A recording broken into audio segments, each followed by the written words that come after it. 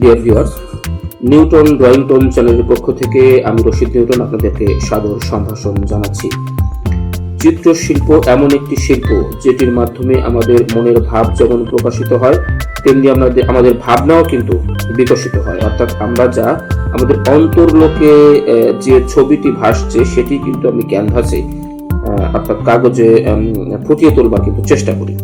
তো চলুন দেখা যাক আজকে আমাদের আয়োজনে কোন ছবিটি আমরা আঁকতে চলেছি।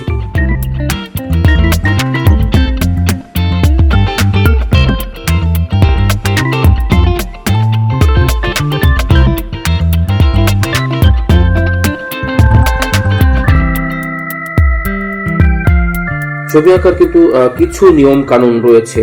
অর্থাৎ যারা জাজ শিল্পী তারা কিন্তু আসলে তাদের ভেতরের প্রতিবিম্বটাকে কাগজে ফুটিয়ে তোলার চেষ্টা করে, তাতেই একটি সুন্দর ছবি হয়ে যায়। তবে কিছু নিয়ম কানুন কিন্তু রয়েছে, আর্টেরও কিন্তু কিছু গ্রামার রয়েছে। আমরা যেমন ছোটবেলায় অ আ ক খ শিখে কিন্তু আমরা পড়তে শিখেছি, লিখতে শিখেছি, আর্টেরও তেমন কিছু নিয়ম কানুন রয়েছে। আমরা আমাদের ড্রয়িংগুলোর মধ্যে দিয়ে সেই গ্রামারগুলো আপনাদেরকে দেখিয়ে দেবার চেষ্টা করব, শিখিয়ে দেবার চেষ্টা করব, একসঙ্গে শিখবার চেষ্টা করব।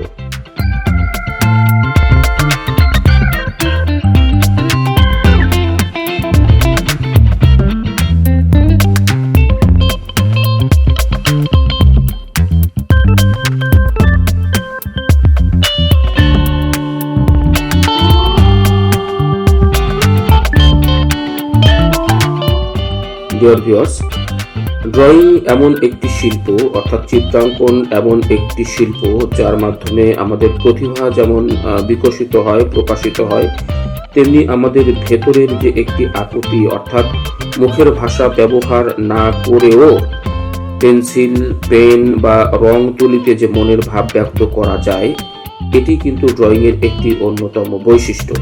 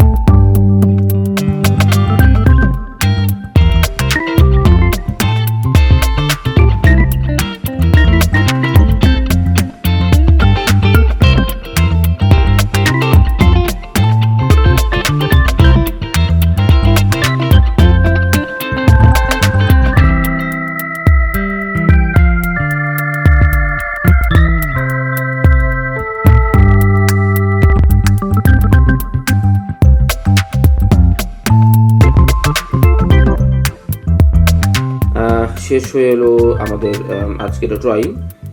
আপনারা দেখতে পেয়েছেন যে ছবিটি আমি এতক্ষণ ধরে আঁকার চেষ্টা করছিলাম সেটি কিছুটা কিন্তু শেপে নিয়ে আসতে পেরেছি। অর্থাৎ নিশ্চয়ই আপনারা বুঝতে পারছেন যে স্টেপ বাই স্টেপ একটি নিয়মতান্ত্রিক ধারাবাহিকতার মধ্য দিয়ে কিন্তু আমরা এই ছবিটি, এই ড্রয়িংটি বা এই চিত্রটি কিন্তু শেষ করবার চেষ্টা করলাম।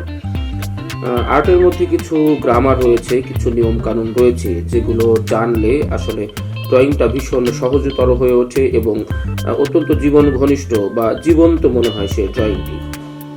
তো আপনাদের কেমন লাগলো জানি না, যদি ভালো লেগে থাকে লাইক কমেন্ট করে আমাকে উৎসাহিত করবেন।